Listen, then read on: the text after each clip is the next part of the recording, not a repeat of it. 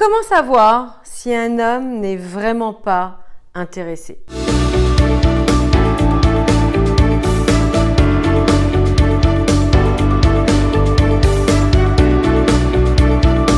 Bonjour mesdames, j'espère que vous allez bien, que vous avez la forme et moi je suis ravie de vous accueillir dans cette toute nouvelle vidéo, toujours pour vous permettre de comprendre, d'apprendre, de vous développer et de faire de vous des femmes optimales, des femmes qui réussiraient à tout obtenir dans leur vie. Mesdames, j'organise le jeudi 28 novembre à 20 h une formation offerte destinée aux femmes ambitieuses, destinée aux femmes qui désirent tout réussir dans leur vie de femme. Ce sera la dernière formation offerte que je donnerai durant cette année. Donc, si vous désirez préparer votre année qui vient de la manière la plus optimale, eh bien, inscrivez-vous juste en dessous et venez rejoindre de nombreuses femmes qui se sont déjà inscrites. Comment savoir si un homme n'est pas intéressé? Comment ne plus perdre de temps avec un homme qui, justement, nous fait croire monts et merveilles et qu'en définitive, il n'a aucune intention louable de créer une belle histoire d'amour avec nous. Beaucoup de femmes sortent avec des hommes, mais ne sont pas en couple. Du moins, il n'y a qu'elles qui pensent être en couple. Je sais que ça peut piquer, je sais que ça peut faire mal. Pourtant, mesdames, la vérité va vous libérer. La vérité va vous permettre justement d'attirer l'amour définitivement dans votre vie. Ces femmes pensent être en couple, mais ne le sont pas. Elles sortent, elles, avec des hommes, mais eux ne sont pas franchement dans la relation. Et je sais que cela peut interpeller. Je sais que quand on est pris dans une relation amoureuse, quand on est amoureuse d'un homme, quand on éprouve des sentiments profonds et sincères, eh bien, on va avoir cette tendance à passer sous le tapis de nombreux red flags. On va avoir tendance à être hyper complaisante. On va avoir tendance à se dire que, au final, il a toujours de bonnes excuses. Au final, sa vie est compliquée. Au final, il faut qu'elle soit patiente, etc., etc. Ce que je veux vous faire comprendre, c'est lorsque certaines femmes ne voient pas ces red flags, n'en sont pas conscientes, eh bien, il y a des raisons à cela. Premièrement, elles ne comprennent pas la psychologie des hommes. Elles ne savent pas comment fonctionnent les hommes amoureux, comment fonctionnent les hommes sincères, comment fonctionnent les hommes valables. Et les hommes en règle générale, car lorsque vous avez des contre-exemples de ce qu'un homme devrait faire, eh bien ça doit vous alerter et surtout vous donner la possibilité de prendre des dispositions différentes pour ne pas vous fourvoyer, pour ne pas perdre de temps, pour ne pas rester dans des relations qui vous amènerait nulle part. Donc, comme je vous disais, elles ne connaissent pas aussi qu'est-ce qu'une relation stable, qu'est-ce qu'une relation valable, qu'est-ce qu'une relation saine. Elles ont peut-être été habituées au drama, elles ont peut-être jamais connu l'amour, elles n'ont jamais eu d'exemple, elles n'ont jamais vécu longtemps avec des hommes. Et tout ceci les ont éloignées de ce qu'elles ont besoin de savoir pour, encore une fois, arriver au résultat qu'elles espèrent. Il y a aussi le fait qu'elles idéalisent trop la relation. Donc, comme je vous l'expliquais un peu au départ, elles vont trouver des excuses, elles vont vivre un peu dans leurs fantasmes, elles vont édulcorer la relation. Leurs sentiments prendront tout l'espace et il n'y aura plus, encore une fois, de place pour la logique, pour des faits qui sont pourtant très concrets. C'est en soi le fait de confondre ce qu'elles ressentent et ce que l'autre ressent. Ce n'est pas parce qu'elles sont éperdument amoureuses, ce n'est pas parce qu'elles sont hyper épris de cet homme qu'il y a forcément une correspondance de l'autre côté. Du coup, elles sont à fond sans rien vérifier au préalable. Elles donnent, mais souvent à fond perdu. Et encore une fois, ce n'est pas le bon chemin, ce n'est pas le bon agissement. Et si vous perdez votre temps avec un homme, si vous donnez à tort, si vous restez dans une relation toxique, néfaste, eh bien, vous vous empêchez non seulement de vous ouvrir sur une nouvelle opportunité d'amour, vous vous empêchez de rencontrer donc un partenaire qui serait mieux et vous perdez bien évidemment vos précieuses années. Vous devez absolument, avant de vous engager dans une relation, avant d'en attendre plus d'un homme, vous assurer de ses sentiments. Vérifiez s'il est sincère. Comprendre ses intentions profondes. Allons-nous changer un homme si ses intentions ne sont pas valables, pas louables, si nous sommes hyper gentils, si nous sommes hyper diligentes, si nous sommes serviables corps et âme, complaisantes, se mettant en quatre pour lui? Non. Un homme ne tombera pas amoureux de vous parce que vous êtes la femme la plus gentille au monde. Il est très très important d'être gentil. La bienveillance est quelque chose d'hyper important. Le fait de prendre soin de l'autre est quelque chose d'hyper important. Le fait de donner à 100 000 % pour son compagnon est hyper important. Mais pas pour n'importe quel compagnon. Pas pour n'importe quel homme. On ne se gâche pas dans une relation. On ne donne pas à fond perdu à un homme qui ne le mérite pas. Donc dans cette vidéo, nous allons décrypter ensemble des signes qui montrent que cet homme n'est pas un homme intéressé. Premièrement, c'est un homme qui vous laisse attendre.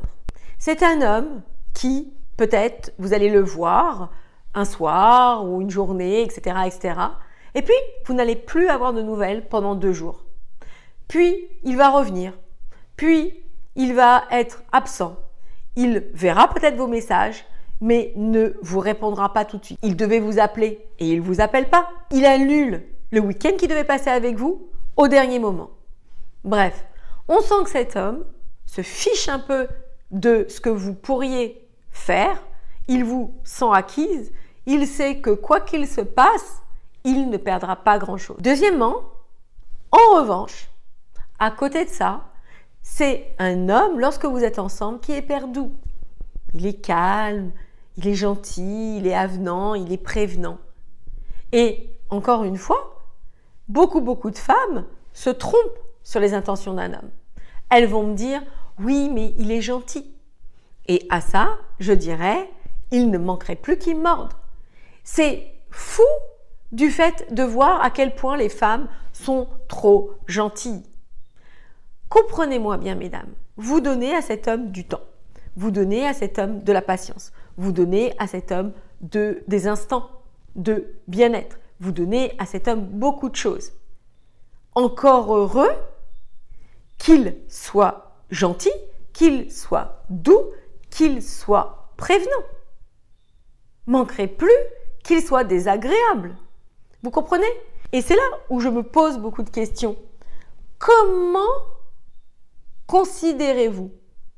Comment appréhendez-vous votre personne? Est-ce que vous n'êtes pas digne d'une relation plus saine? Est-ce que vous n'êtes pas digne d'une relation plus louable, plus grande, plus belle, plus intéressante que ce que vous vivez actuellement? Troisièmement, lorsque vous voyez, regardez bien, mais il ne s'intéresse pas vraiment à votre vie. Vous avez des échanges. C'est peut-être un homme qui va parler beaucoup de lui. C'est peut-être un homme qui va en soi partager des histoires où vous allez peut-être échanger. Mais lorsqu'il s'agira de vous, il n'y a jamais de retour positif. On dirait que quand vous discutez d'un sujet qui vous concerne, ça retombe comme un soufflet. Ça ne prend pas. Il ne s'intéresse pas.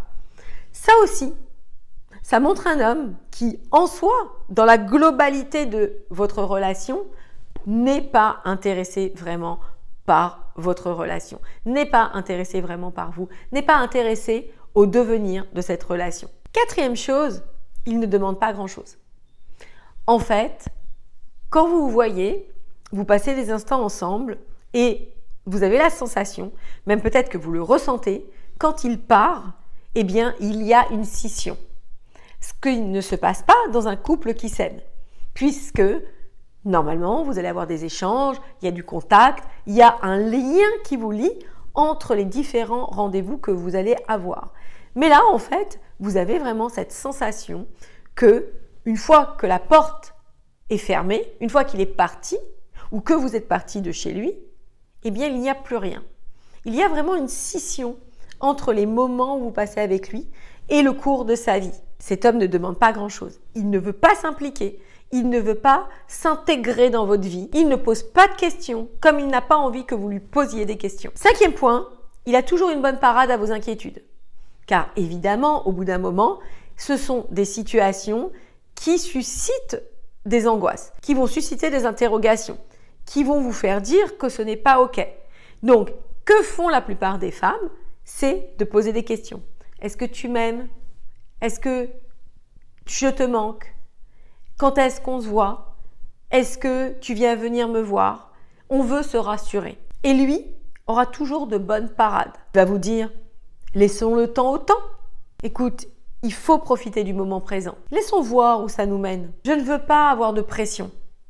Bla, bla, bla. C'est un homme qui, encore une fois, essaye de prendre, essaye que tout ceci passe, mais lui, c'est pertinemment qu'il ne s'impliquera plus. Il n'est pas intéressé pour vous en donner plus. Bien évidemment, nous pourrions détailler tout ça encore plus en profondeur. Nous pourrions regarder si votre situation est effectivement une situation où cet homme est désintéressé, prend et ne donne rien, ou ce sont en soi un mauvais positionnement de votre part, une mauvaise approche de la relation et qu'est-ce qu'il faut que vous réajustiez pour reprendre le lead, pour transformer cette situation en une situation optimale. Car encore une fois, nous provoquons les événements. Je sais que c'est assez désobligeant. Je sais que parfois, on peut se dire « oui, mais pourquoi les femmes devraient faire toujours les efforts? Pourquoi ce serait à nous? Je fais déjà beaucoup pour lui. » Mais lorsque on agit maladroitement, lorsque l'on donne, mais l'on donne des choses qui ne font pas mouche, qui ne touchent pas l'autre, qui ne le font pas réagir, dans le bon sens bien sûr, eh bien, on se sent dépourvu. On se sent amoindri et surtout, ça n'arrange pas la situation. Donc, mesdames, si vous voulez reprendre le lead, si vous voulez qu'on regarde ensemble votre situation, je vous invite à candidater au diagnostic amoureux offert avec moi afin que l'on regarde quels sont les moyens de transcender votre situation en une situation favorable qui pourra véritablement vous rendre heureuse. Mesdames, aussi, n'oubliez pas la masterclass, inscrivez-vous, ne manquez pas le coach, ne manquez pas l'opportunité d'apprendre. Cette vidéo est terminée, je vous embrasse et moi je vous dis à très vite pour la suite de nos aventures. J'organise ma toute dernière formation offerte afin de vous élever dans vos vies, afin que vous puissiez véritablement prendre cette nouvelle année dans les meilleures dispositions. Vous savez, mesdames, que le mois de novembre est le mois de la préparation. Trop de personnes s'imaginent que le 1er janvier, c'est le mois de toutes les décisions, alors qu'il n'en est rien. C'est toujours durant le mois de novembre que l'on prépare sa future année. Et pour ce faire, j'ai décidé d'organiser cette masterclass afin de vous édifier, afin de vous apporter des clés concrètes pour véritablement transformer votre vie de femme, votre vie amoureuse et bien évidemment attirer l'abondance dans votre vie. Vous savez, mesdames, que de mauvais choix coûtent cher. Le fait de ne jamais passer à l'action coûte cher. Le fait de prendre de mauvaises décisions, comme je vous le disais, coûte cher. Trop de personnes restent emmurées dans leur vie, enlisées dans leur quotidien. Elles savent pertinemment qu'elles ne sont pas heureuses, mais n'arrivent pas à changer, n'arrivent pas à passer de l'étape où elles sont à une étape optimale. Bien sûr que je ne vous cacherai jamais que le faire seul, c'est terriblement difficile, car nous avons des doutes, des peurs, des questionnements. Nous n'avons pas justement la justesse, les connaissances nécessaires pour nous édifier, pour nous élever, pour aller dans la réalité qui nous fait tant envie. Aussi, je veux vous aider à accéder au meilleur. Je veux que vous empruntiez le chemin que j'ai emprunté dans ma vie et que mes étudiantes ont emprunté pour obtenir ce qu'elles ont obtenu, c'est-à-dire l'épanouissement total. Trop de femmes aujourd'hui ignorent comment réussir leur vie.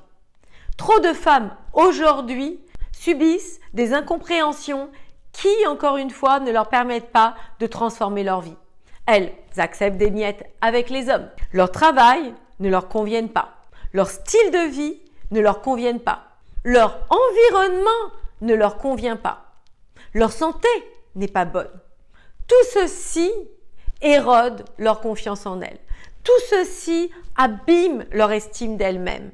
Et au final, leur vie leur file entre les doigts pour qu'elles se retournent sur les années passées en se demandant comment elles ont pu en arriver là. Aussi, n'ayant pas de perspective d'avenir positive, vivant leur vie en étant plutôt résignées, en pensant que c'est pour tout le monde pareil.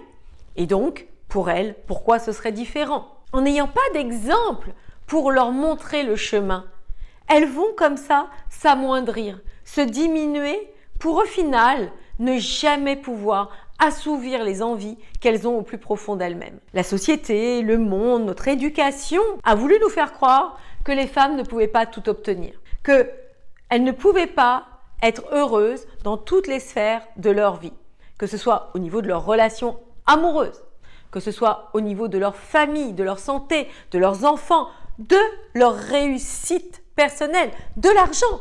Non, tout ceci n'était pas possible. Pourtant, mesdames, je veux que vous compreniez que tout ceci est un leurre.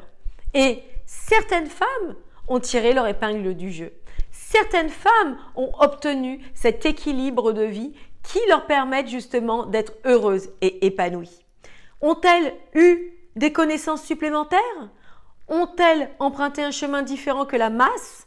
Ont-elles eu en soi un éveil qui leur a permis d'obtenir tout ça? Oui, très certainement. Elles n'ont pas abdiqué. Elles ne se sont pas dit que leur passé les définissait.